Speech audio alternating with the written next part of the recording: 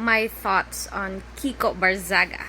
So regarding his boldness in confronting the corruption case, especially yung gusto niyang i-challenge yung mga powerful people, despite of course the personal and professional risk, plus siya doon. However, yung behavior niya, yung meowing on the Congress, posting suggestive contents, medyo obvious yung immaturity and unprofessionalism.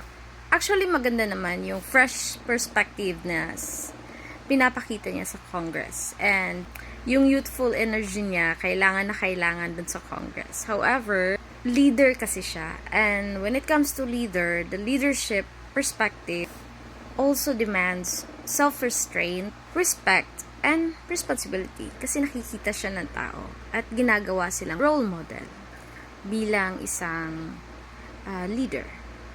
So, yun lang po. Thank you. This is Teacher Grace.